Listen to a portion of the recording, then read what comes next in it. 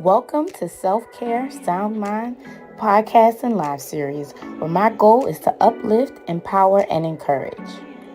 Tonight is a special episode, Ask Kiara, where we're going to go over all the questions that I get asked all the time about therapy.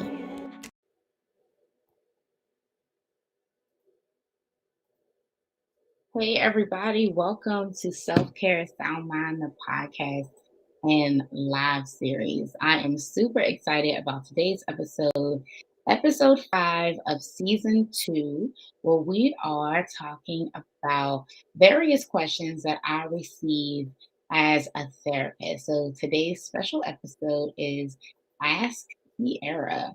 And so I just want to make sure that we are live, which I see that we are.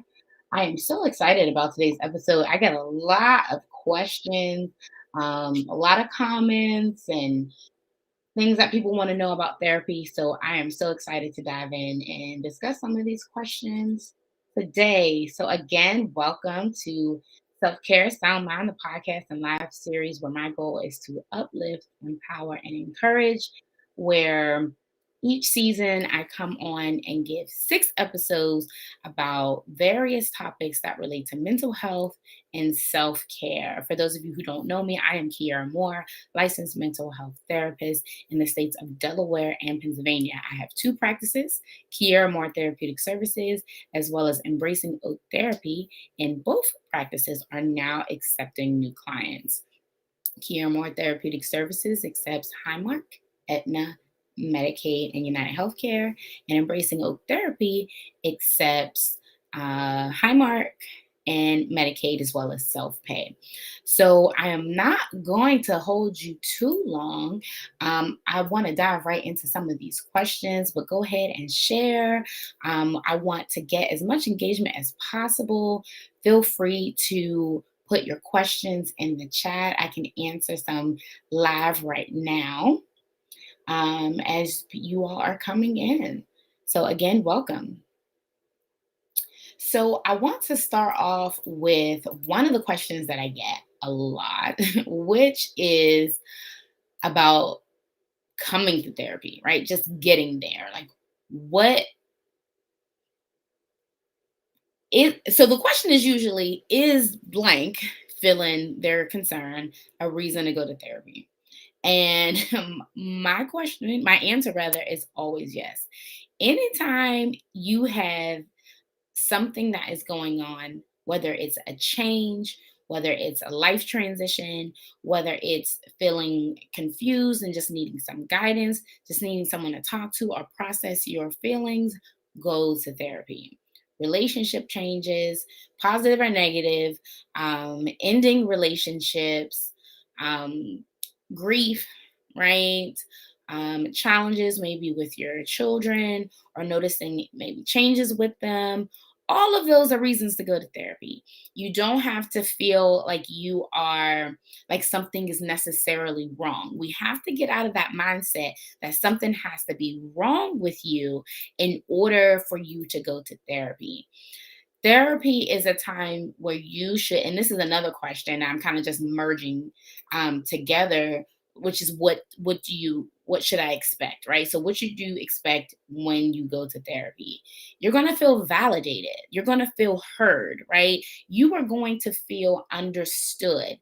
However, do not be mistaken. We are not just going to coddle you and hold your hand. We will validate you, but we will also challenge you, and we will also help you to see a different perspective from your own. While your truth may be your truth, it may not be the only truth in the situation. So that is my answer to the question, is blank a reason to go to therapy? It's always yes, right?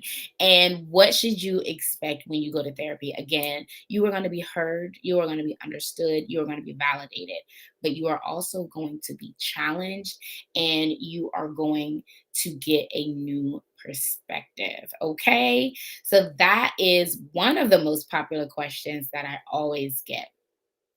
Another question that I get sometimes is about healing in that process. One person asked me in particular, like, what does it mean to heal? And is that a real thing?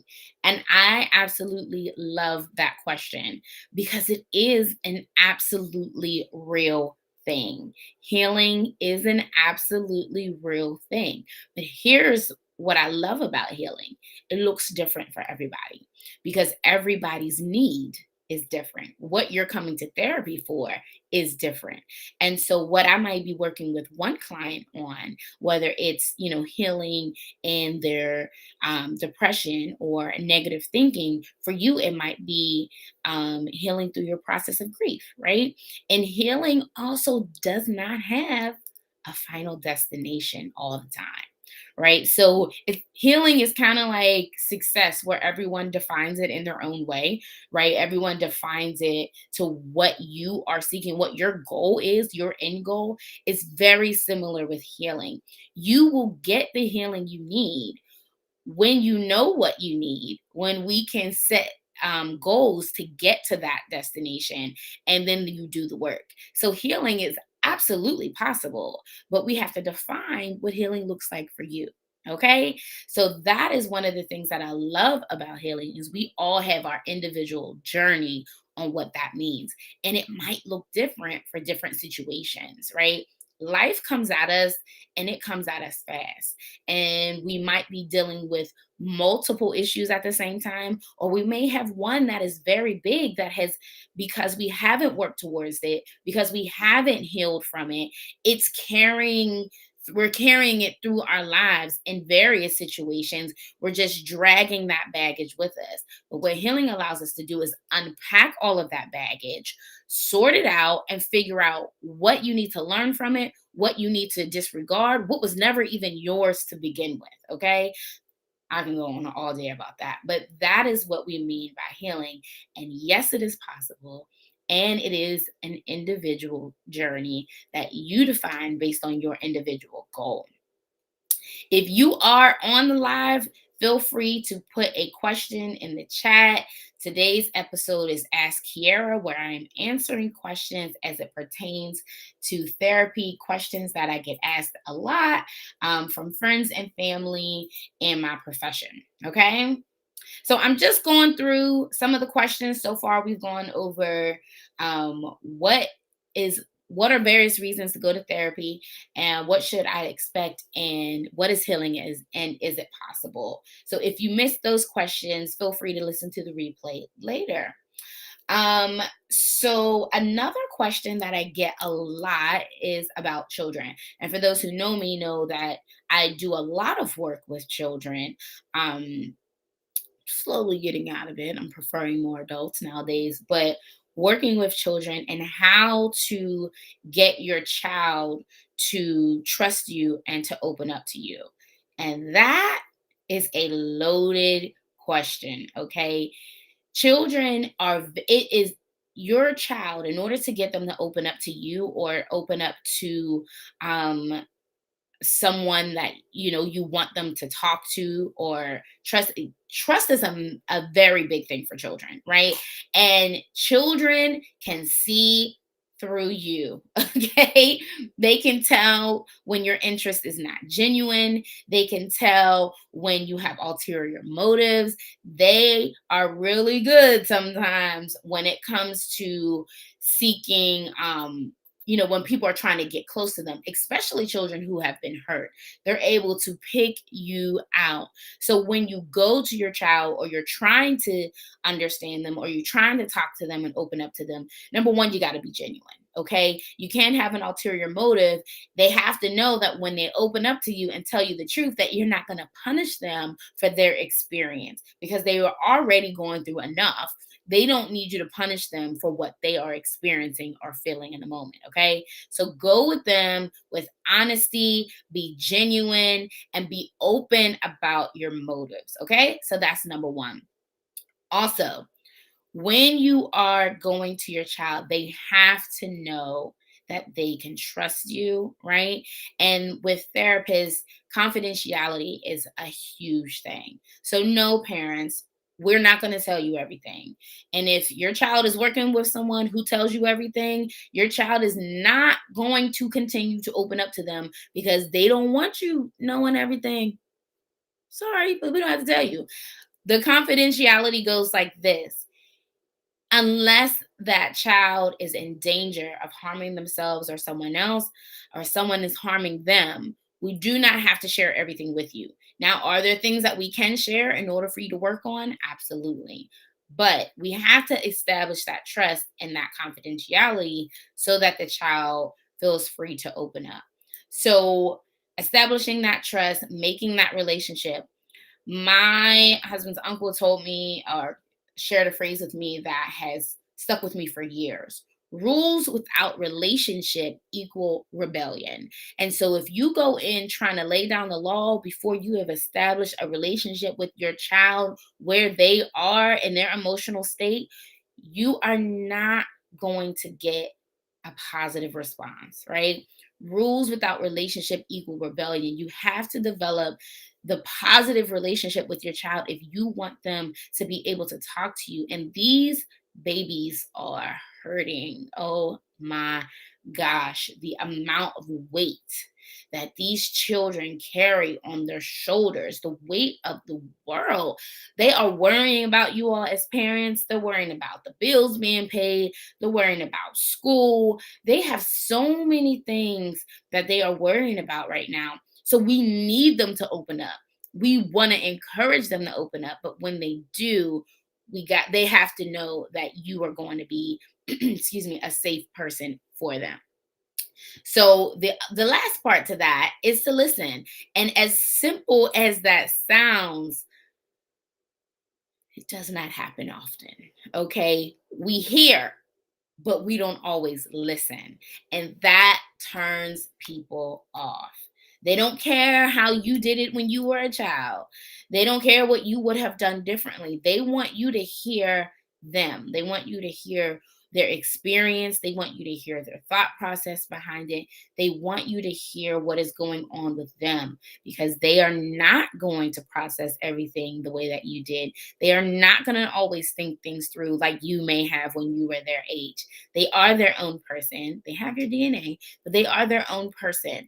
And so, relationship, confidentiality, uh, being able to trust and listening. So that's my best advice for how to encourage your child to open up. And it doesn't always have to be like some serious, let's sit down, we need to talk. How about taking them out for ice cream and just prompting them to talk, actually asking about their day, the same way you want your spouse or a friend to take interest in what's really going on with you. Do that in a genuine way with them, and that will help your child open up. When I was a community therapist, I had to always take the clients out. We weren't allowed to stay in the office. And parents would say, well, I don't think my child is going to talk to you because they don't talk to nobody and they're a little hermit and they're this and they're that. Well, you would be surprised. I tell them all the time, you would be surprised what some chicken nuggets will do. They get a child going. You take them to buy some Chick-fil-A or some McDonald's, that child is going to open up. And before you know it, some Chick-fil-A and a game of Uno, they done told you their whole life story. Everything that they said they weren't going to do, they have told you because you created a positive environment where they were able to let their guard down. Okay? So that's how we're going to help the babies, with a genuine interest in their life and understanding of their experience, not just hearing them, not disciplining them because they were honest with you, but letting them have that moment of freedom in their communication and then dealing with the situation appropriately. Okay. So that's how we help our babies. Let's go to the next question. Okay. Self esteem is a really big one. People come in and want help with their self esteem all the time because it is one of those things that affect us all, right? So, how can we improve our self esteem? Number one, You have to be honest with yourself, okay? And there are times, I just had this conversation last night. There are times when we are happy with ourselves, and then there are times when we aren't. But when we aren't, if we're not honest about it, we can't get the help that we need. If you are not content in your current life, in your current state, whatever phase that you're in, if you're not content with your physical appearance, not only do you have to acknowledge those feelings, but you also have to decide how willing are you to make the changes necessary to feel happy.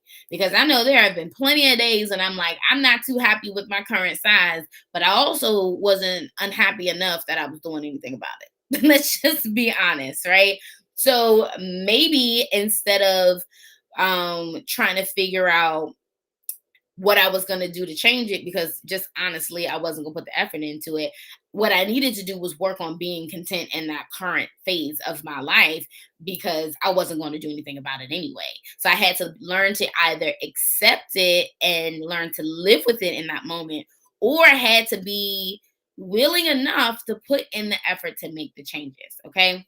So acknowledging what you're feeling and acknowledging what you're willing to do about those feelings. I think we often skip that part. We want the change, but we never really consider where are we in our state in life to really make those changes happen. Right now, I don't have all the time that I want to do certain things, but I know that I can do some things and I have to make the effort. That has been my word, effort. We have to put in the effort to make the changes that we want to see happen. Otherwise, we're gonna be on the Ferris wheel going round and round, and nothing's gonna change. The view of your life is not gonna change. You're gonna just continue to go around and round and not get off. Okay. So, in order to improve your self esteem, you got to acknowledge the feelings, your current state. You have to acknowledge what you're willing to do, how much work you're willing to do. And then you have to decide, okay, what's the best plan of action? I am very much a solution focused person. And so I understand that sometimes there's a little bit of distance between your starting point and the solution. But at the end of the day, you are the one that has the key to the car. We could put gas in it, we could check the oil, we can make sure the tires are good, they're rotated, they got air in it, but you got to turn the car on and you got to drive it. Okay. And there are a lot of resources out there. Again, all of these are reasons to go to therapy and to work through it with somebody, because it's not easy to do on your own. If it was, then we wouldn't need therapists, but we do. So it's okay. So I got a question in the chat. How do you get out of self-pity? Okay, this goes along with another question that I had. I'll kind of merge them together. So self-pity or negative thoughts or negative self-talk can kind of go hand in hand. So the first thing you have to do is, number one, acknowledge it. So you ask the question, you know that it's there, right? You know that it's a problem, it's causing an issue. I always say, talk to a professional about it. But other practical things that you can do is, I like to think about the negative self talk and kind of separate the negative thoughts, the self talk, the pity from the person, right? Take a moment and remember that you weren't always in that self pity. At some point, you were a more positive, upbeat person, right? And so maybe there was an experience or something happened that brought about these negative thoughts or brought about these a negative response to the situation, right? So that's not who you are.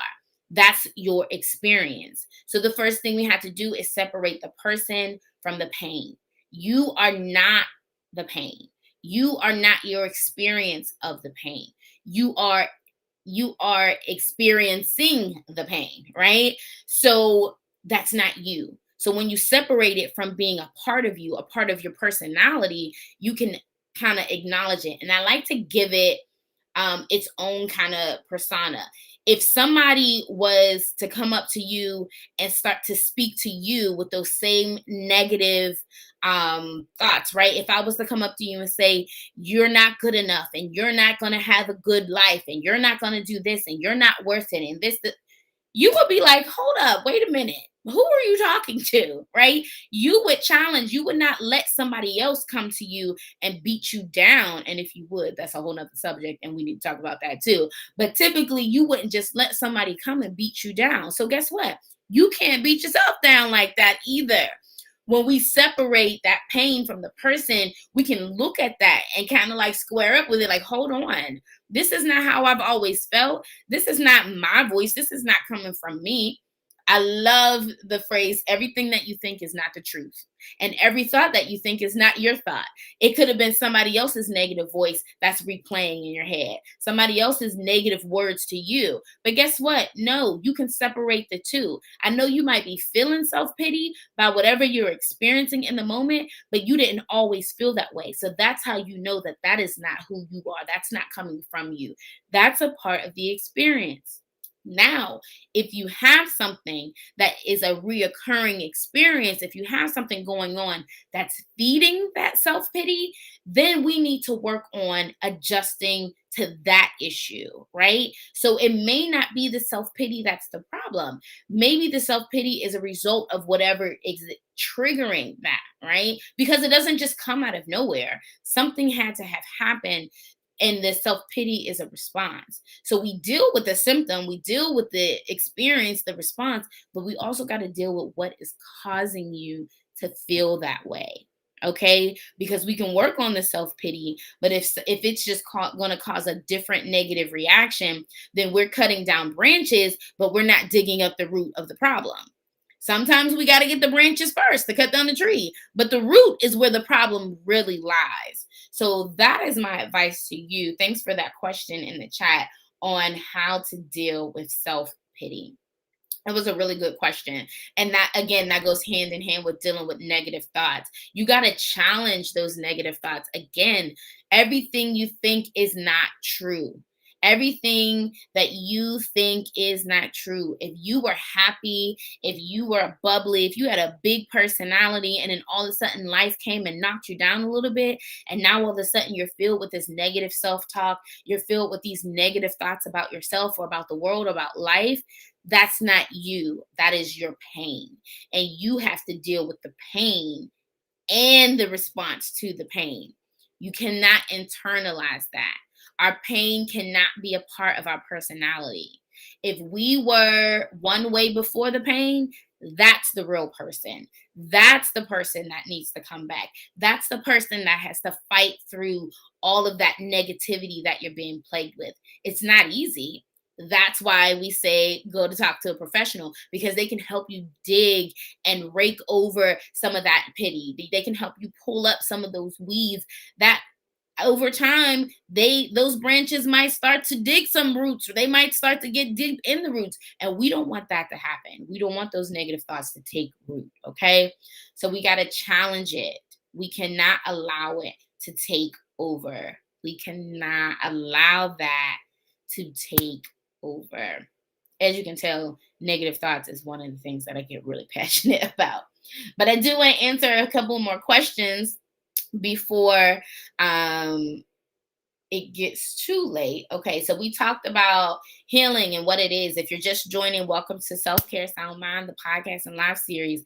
Today's episode is Ask Kiara. So I'm answering questions about mental health, life, and relationships. So we talked about healing, what it is, and is it possible to reach, right? That was the question that I got. We talked about various reasons to come to therapy and what to expect when you come, right? Validation, to be heard and understood, also to be challenged and to get a new perspective.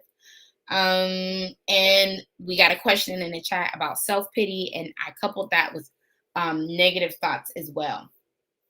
So one question or something that comes up in therapy a lot is people come in and a lot of what they are dealing with or experiencing is connected to what someone else is saying or doing, or it's triggering them to feel a certain way. And so we have to understand we have two bubbles, a bubble that we control and a bubble that we cannot control. And people, other people, uh, what they do, what they say, all of those things are not in our bubble or our area of control. We cannot control other people. We can want them to behave a certain way. We can ask them to treat us with respect, but we cannot make anyone do anything. But we can control what we do, what we allow, what we accept, what we agree to. We can control how we respond to that person. We can set a boundary and not let that person infiltrate that boundary in order to minimize how much they trigger or invoke a response in you. Okay. So we cannot change other people.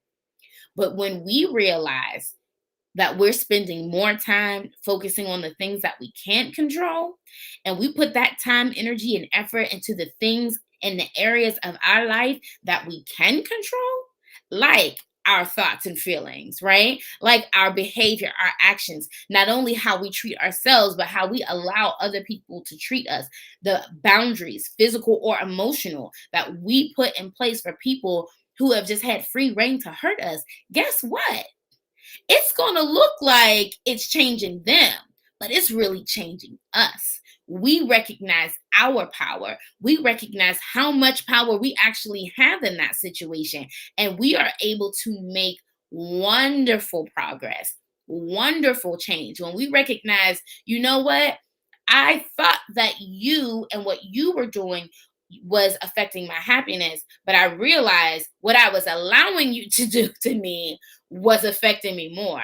And when I change, I get the response that I want. I get the progress that I need. I get that positive and effective change when I make those positive changes. Whether it's going to therapy and working out and understanding why you've allowed certain things to happen, or understanding, that you got to just let, your mom or your uh boss or whoever, you may have to let some of those situations um maybe go, maybe establish positive boundary, but guess what? You can't allow it to control you. You control you. You control how you respond. You control and you create the narrative of your life. Nobody else does. And if your inaction is causing you to be so unhappy, you have no one to blame but you. And I'm sorry to put it that way, but you got to take control of your life. We can't deal with everybody else in our bubble of things that we cannot control. And let me tell you, there is a freedom and letting go of the idea that you can change other people. But when you focus on you, okay, I told you what I need from you. I told you what can make our relationship better. I can't make you do it, but I can make sure I'm doing the things that I need to make myself happy. I'm doing the things that I need to do to be fulfilled in my life. That is what you should focus on. So, in short, we cannot control other people. We can't make them do anything. We can talk to them. We can set boundaries. We can share our expectations. We can share what we need from them, but we can't make them do it. And you determine how the rest of that plays out. Okay? Again, I'm not telling you to leave your spouse. I'm not telling you to walk out on anybody, but I am telling you to consider, what have you done or not done that is causing you to be unhappy? Okay? What have you accepted that you shouldn't have accepted? And here's what happens. I'm going to be very honest. When you make the decision to not focus so much on what other people are doing, but what you are doing or what you are not doing, and you start to stand up for yourself, You start to make yourself happy, the people around you are going to take notice. And they may not like that positive, I'm advocating for myself new attitude. And part of that is because they're not used to it. And that doesn't necessarily mean that you have to be nasty or relationships have to end. But you do got to let them know I'm making some changes that are going to help me in the long run, and they can help us in the long run. And that is how you make positive and effective change, with or without them doing their part. Okay? So, can y'all tell I get excited about this stuff? Okay, we can't change people, but we can change ourselves. Okay? Let's see. I'm gonna do a quick time check. Again, for those of you who are joining, I am answering questions about life, about therapy, about relationships. If you have a question, go ahead and enter it into the chat. Um, Yes. Okay. So we got a comment that says sometimes other people and what they say echo in your thoughts. Absolutely. And that goes back to what I said before. Some of your thoughts are not even your thoughts. It might be somebody else's negativity that's replaying in your mind, but you have to recognize your voice and their voice, right? That's like, if you go to church, you say, recognize the voice of God when God is trying to tell you something. And sometimes it's like, Lord, is that you? I don't know if that's you. You have to recognize when it's you. And when it's your voice, the voice that hasn't been overtaken by pain, the voice that hasn't been corrupted by negative experiences and trauma, when it's your voice, your true voice, it's going to be something that feeds the soul, because at the end of the day you want to be happy, right? So if it's somebody's voice that's beating you down, if it's telling you that you are anything other than the child of God that you are, then that's not your voice, and you don't need to listen to that, and you don't need to internalize that. What you need to do is challenge that voice. Question, where is that coming from? Where are these negative thoughts coming from? Because that's not me, because I don't talk to myself that way. Okay? When I look at myself in the mirror, I'm not telling myself what I'm not. If those thoughts start to come, that's not me. Hold up. Somebody else's voices are coming. This insecurity is coming in from somewhere else. And if it is your voice, we need to work on that. And we need to change the narrative that's going on in your mind and replace those negative thoughts, challenge them, and replace them with positive thoughts. Replace them with affirmations, replace them with a voice that is going to lift you up. Because at the end of the day, these negative voices, whether yours or somebody else, they are not pushing you to a positive place. They're not pushing you towards progress. They're holding you back. They are stunting your growth. They're stopping you. So if you're experiencing this negative voice, we got to get that voice out of there. We got to replace it with a voice that's going to be more constructive. Doesn't mean you have having positive thoughts doesn't necessarily mean that it's feeding into things that are wrong. It's going to give you constructive criticism. It's going to show you, all right, now, Kiara, now you didn't do that too good. Now let's find a way that we can fix that. Let's find a way that we can fix our crown and walk in a positive light, right? When it is your voice and it's something that you need to change, it's constructive, it's uplifting, it's going to build you up, it's going to encourage you, okay, to do the things that you want to do, to reach and go after your goals. That negative voice, you ain't reaching no goal. You ain't going nowhere with that negative voice, okay? It's keeping you right in a place of stagnation, in a place of just lack of accountability. You're going to stay in a low place, because that's where that negativity, that fear, that depression, that anxiety, that's where all of that is going to keep you. We got to challenge that. When you have goals, when you have things that you want to do, you got to replace those thoughts. Because let's just be honest, having those negative thoughts, they're just gonna hold you back. They're just gonna hold you back. Thank you for that question. If you have any more questions or comments, go ahead and put them in the chat. Let's see what else I have from my list. Those were really good. Thank y'all. So that was on self-esteem. We talked about responding to other people, right? Staying in our control bubbles. Um, okay, I want to talk about life, and I'm gonna kind of hold on, wait. I think we got a new one. Oh, you're welcome. Let's talk about life and let's talk about grief. We can kind of couple those together. Life comes at you hard sometimes. Life comes at all of us. And I feel like life has been happening a lot lately for all of us. Oh my gosh. So much life has been happening. And if we are not careful, life, we will look up and life will have us in that low place I was just talking about, right? And so we have to make sure that our perspective on life is shifting to um a perspective that's going to keep us moving forward. Life, child, life will have you somewhere lying in a fetal position because it's just like what we might have thought would happen might not be happening. What we didn't think was going to happen is happening. And we have to find ways to navigate through life, through points in life that we never expected to see, right?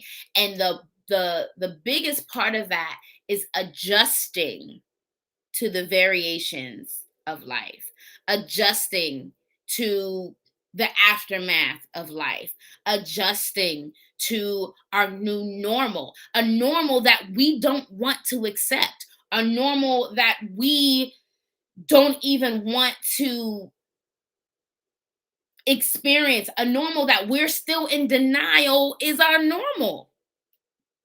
Let's just be honest. Sometimes we just don't want to even accept that this is our new normal, but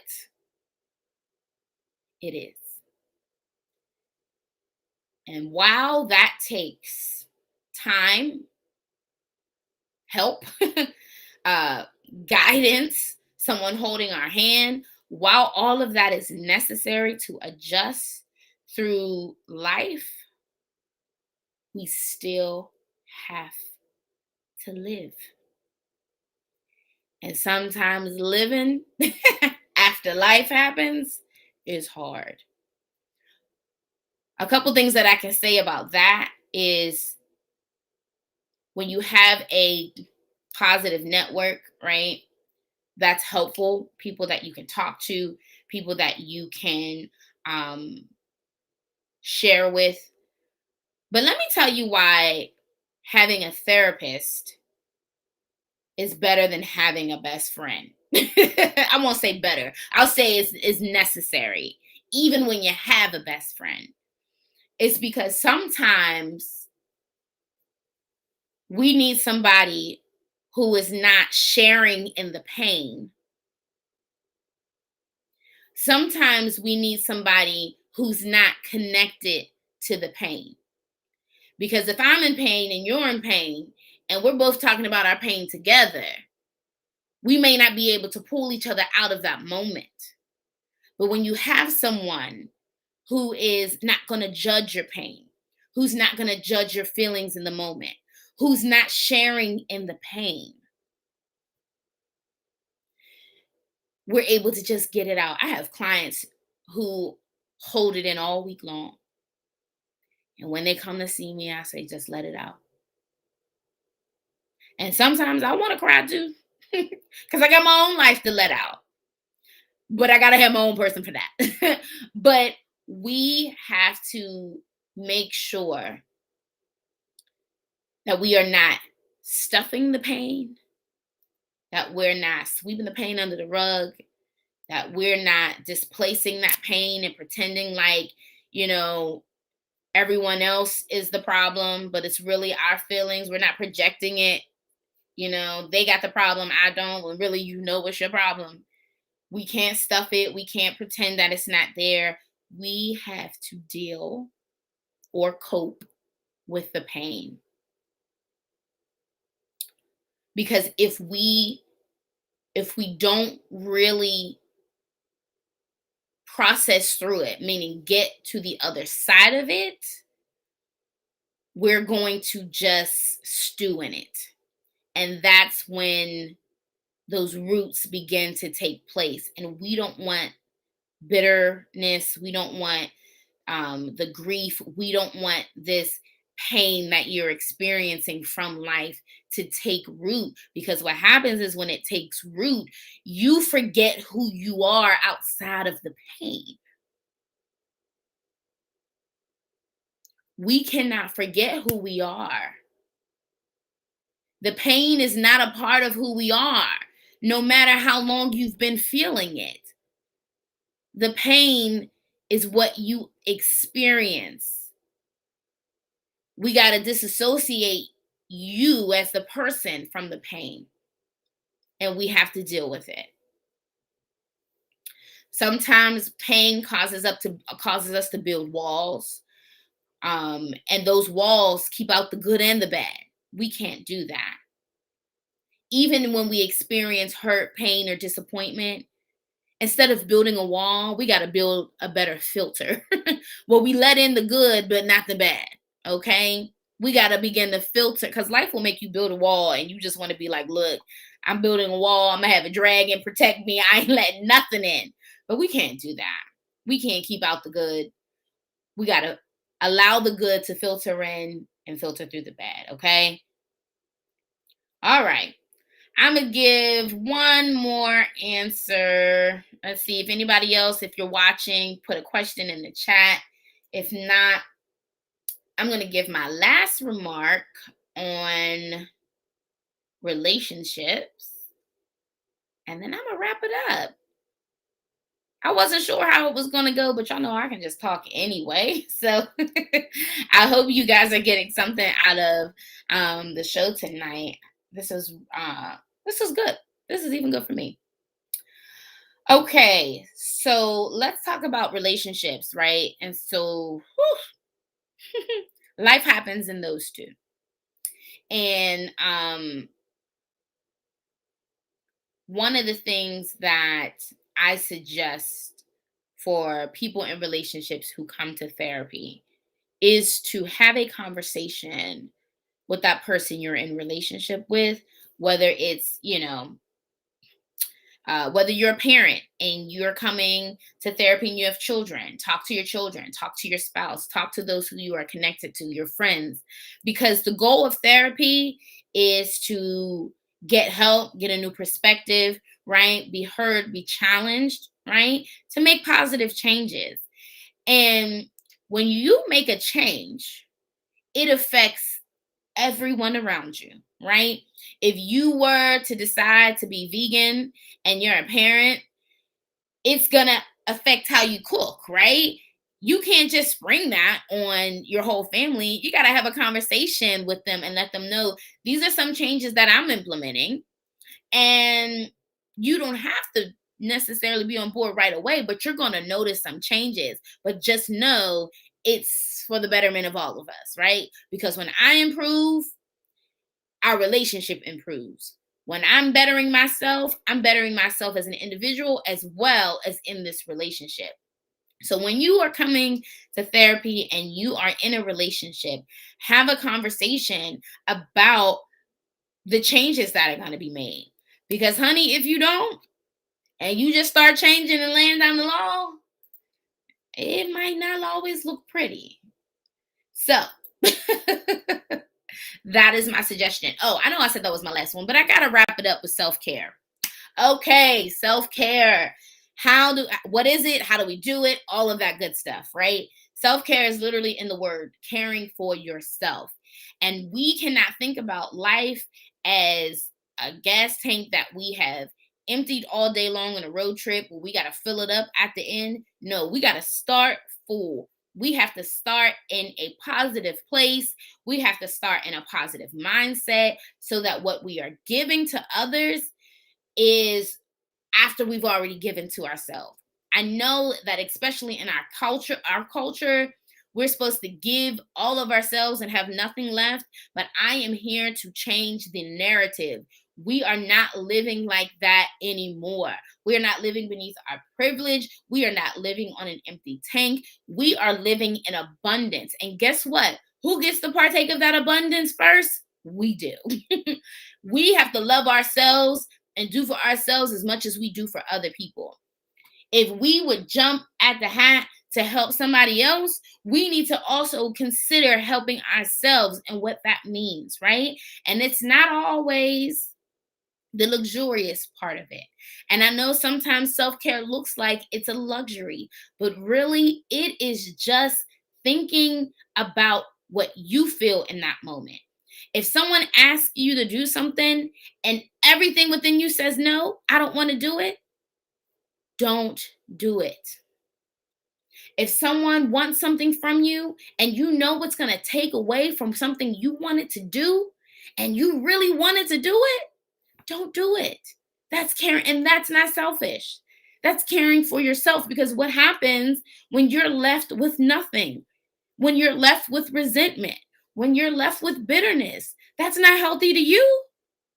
We have to take care of ourselves, because when we are at our best, we give our best, we produce our best, we are the best moms, we're the best spouses. But honey, when we broke down, busted, and disgusted, we got an attitude and everybody's miserable. And no one wins in that situation. Thank you so much for listening today. This was wonderful. I hope you enjoyed today's episode as much as I did. We have one more episode left of season 2, Self Care Sound Mind, the podcast and live series. And I cannot wait to wrap it up in 2 weeks in our next discussion. Thank you so much for listening, and be sure to listen for our upcoming announcements. Don't forget, Embracing Oak Therapy is always, always, always collecting funds for our free therapy campaign. Free therapy? Yes, to those who can't afford it. And we need your help to provide free therapy to those in need by going to embracingoak.com and donating to our free therapy campaign. I am putting it in the chat right now. Again, that is embracingoak.com. Free therapy campaign. Any amount is helpful and we appreciate it. We are accepting clients at Embracing Oak Therapy in the state of Delaware. And very soon, I hope to be accepting clients in the state of Pennsylvania. So Pennsylvania, look out for that. I will let you know when that is up and ready to go.